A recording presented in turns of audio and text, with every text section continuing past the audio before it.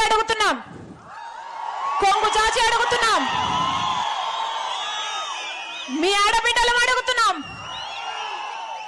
రాజశేఖర రెడ్డి బిడ్డ అడుగుతుంది, వివేకానంద రెడ్డి బిడ్డ అడుగుతుంది, మా కొంగు చాచి అడుగుతున్నాం. న్యాయం చేయండి, న్యాయం చేయండి.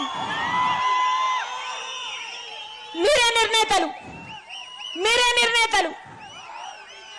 ఒకవైపు రాజశేఖర రెడ్డి బిడ్డ నిలబడింది, ఇంకోవైపు రాజశేఖర రెడ్డి గారి తమ్ముడిని వివేకానంద రెడ్డి గారి హత్య చేయించిన అవినాష్ రెడ్డి గారు ఇంకోవైపు నిలబడ్డారు.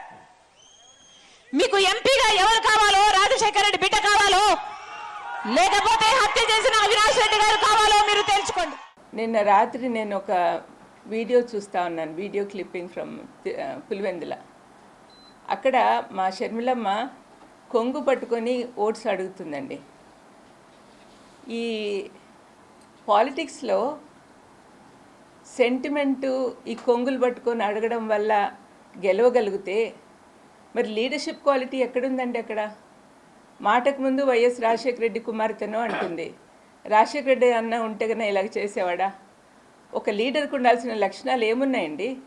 అనవసరంగా అవినాష్ని దినమంతా హత్య చేసినాడని చూసినారా వాళ్ళు హత్య చేసినట్లు? ఎవరు వాళ్ళకి ప్రూఫ్ చూపించారండి? ఎవరైతే హత్య చేశాడో వాడేమో బయట తిరుగుతున్నాడు. వాడు చెప్పిన మాటలు నమ్మి వీళ్ళు డిసైడ్ చేసేస్తారా?